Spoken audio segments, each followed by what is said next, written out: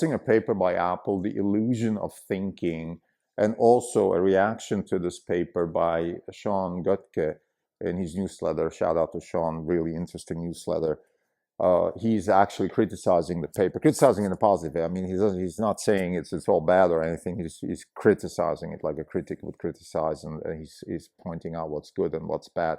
So I want to discuss the paper. I want to discuss Sean's comments, and then I want to add my own conclusion. I think in summary, we believe that we're kind of being caught in a misalignment of nomenclature. Like we're talking about thinking when we're not really sure what thinking actually means, and then we're applying that word to AI. For example, reasoning is really an automation of chain of thought. That's what reasoning actually means, which is certainly not what we humans consider thinking. So we're anthropomorphizing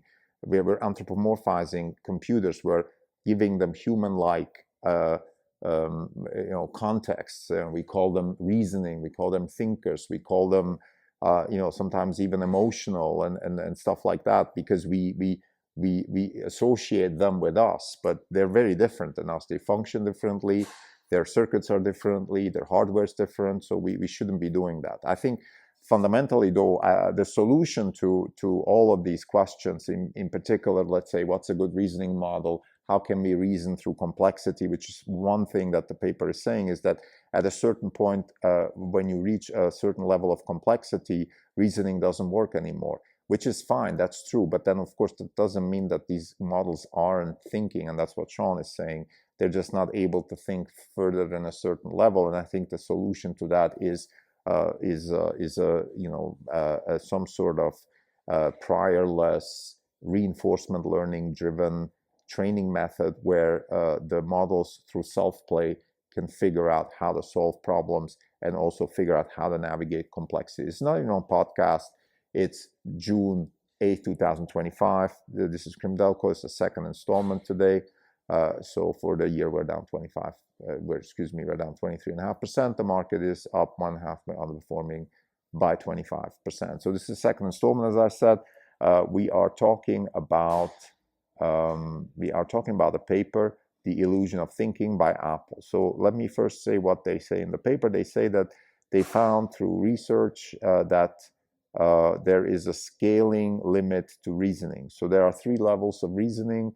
One level of reasoning, which is let's call it very low complexity, where reasoning models don't outperform let's say, large language models per se. So even if you do without reasoning, you get the answers faster and cheaper than with reasoning.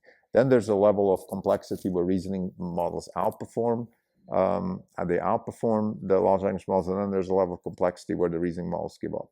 So that's the finding, which is very interesting, actually. I think, and Sean is saying that in his critique. It's good to actually have a certain view on these things and define them. Okay, well, what are we talking about? What level of reasoning? And there's certainly, like, if I want to ask, well, what's the meaning of the word profligate, right? And I ask Grok that, or ChatGPT, I don't need to reason. It's just going to give me the answer. If I ask Grok what are good places to hike in the Italian Dolomites, I don't need to reason. But if I ask Grok what are good places to hike in the Dolomites, where I can also park my car safely and maybe have a nice lunch, things like that, it has to start thinking a little bit deeper. And maybe reasoning is better than a one-shot solution. But then if I want to ask Grok, what is the best way for me to make money in the financial markets right now, it has to go through many, many steps and many, many iterations to come up with some sort of logical answer, and it might fail. And that's what Sean is saying in his paper. He believes that what happens is simply that the models realize very early on that the steps that they have to do, so the chain of thought steps are too many, and therefore they stop reasoning and they go to a shortcut, and often the shortcut is not very good. So that's what Sean is saying, and I agree with all of these things. I think I agree with I agree with his summary that the paper is probably misrepresenting certain things, and certainly the illusion of thinking is a bad title, because and this is now my comment here, we're just applying sort of anthropomorphic attributes to these computers. They're not thinking, they're not emotional, they're not reasoning, they're just doing certain technical things that we actually want them to do. One of them, what we call reasoning, is really an automated chain of thought process. That's what they're really doing. And that's a good thing. There's nothing wrong with that. But I think what we consider reasoning, humans do a lot more than just step-by-step thinking. When we reason, we have emotions, we take risks, when we reason. Sometimes we take risks. Let's say an academic might take risks and reason into, like I like Richard Feynman's comment on Paul Dirac, where he said Dirac was one of the rare physicists who dared to write down an equation and then later on interpreted it. In other words, you take some risks. You try to creatively come up with solutions, and sometimes you do things where you don't even know the answer yet. I think our reasoning models, the things that we call reasoning models, whether it's DeepSeek or all these models, they're not good. They're not trained like that. They don't know how to do that. So we humans, we reason differently in different circumstances. When I'm attacked by a tiger, I reason differently than when I'm thinking about a proof, mathematical proof in my office at university. So all of these things need to be taken into account when we talk about reasoning, or when we anthropomorphize reasoning towards computers. They're not trained. They're not us, right? They're not us. They have different perspectives, the different payoffs. Now, what does that mean? I think the one thing that we're very excited about here at Orange Capital Partners, it's the bitter lesson. We're bitter lesson pilled all across the board, because we believe that the bitter lesson, which is Richard Sutton's comments on how AI probably progresses the best, it's if we can have as general as possible a representation of reality in as large of a model as possible, trained on as large of a compute as possible. Now, that compute doesn't necessarily have to be an NVIDIA-driven parallelism like we have right now. We agree with scholars, for example. We saw a presentation just recently by Andrew Davison, who's a very interesting scholar who works on SLAM, simultaneous localization and mapping.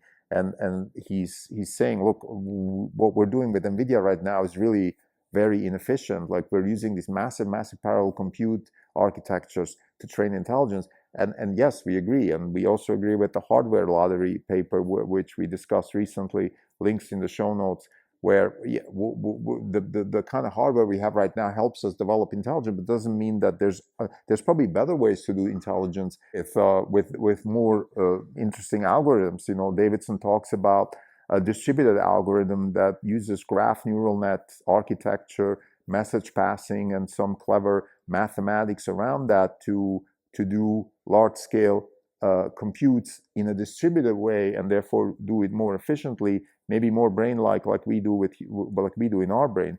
So again, we agree with all of these things. We're not NVIDIA maximalists, but right now that's working really well. It's a bit like saying, well, maybe the way we built our road system in the 50s with highways and stuff, maybe that wasn't the most efficient way to do transport, but we did it, and it helped the country develop. And maybe now today we have different needs, and maybe we should change that infrastructure. But back then that was the best we had. Airplanes and the development of airplanes, that was the best we had. Maybe we could have done better. We are hostages of the physics and engineering capabilities that we have at the time of developing the algorithms that we have, whether it's for computer science or transport or flight. We have a certain way to build physical stuff, and then we can build intelligent systems on top of that. So we agree with all of these things. But back to the point of this whole paper, the illusion of thinking. Now, I digressed a little bit, but my point is the following. All I want to say is that I think that given the current hardware that we have, which is an NVIDIA-based, highly parallelized computer architecture, where compute time is the key. So how much time do we have to do compute? And that is a function of parallelism and a function of high bandwidth memory. Given that, the best way forward is to find representations that can be algorithmatized through reinforcement learning and self-play. I guess that's really the fundamental idea here, because we believe that with as little priors as possible, we will get to much better, quote unquote, reasoning models that will find solutions around the complexity of problems. They will find solutions that we humans don't have access to right now, because we have certain priors too. For example, we do think sequentially. That's how we think. Now, not all of us think like that, and that's what we call creativity, when people are able to think without sequentiality. However, it is still paramount for us to think sequentially, and I think in a sort of self-play reinforcement learning style, we could probably come up with better, quote unquote, reasoning models. And therefore, this paper, I think, to summarize, it's a good thing to write these types of papers, because it shows, first, it puts a certain nomenclature around what we're even talking about. So in this case, we had 3 levels of complexity: a level where reasoning models are not better than non-reasoning models, a level where they beat large language models, and then a level where they also fail. So that's a good thing. Then Sean's critique was that we shouldn't be talking about the limitations of reasoning just because high complexity doesn't allow reasoning. And my conclusion is yes, and therefore we need to do better in reasoning. Basically, there's innovation on the reasoning model side too, which, by the way, any researcher would not negate. I mean, they all agree with that. We can do much better in how we reason, and the path towards that is the bitter lesson. Thank you.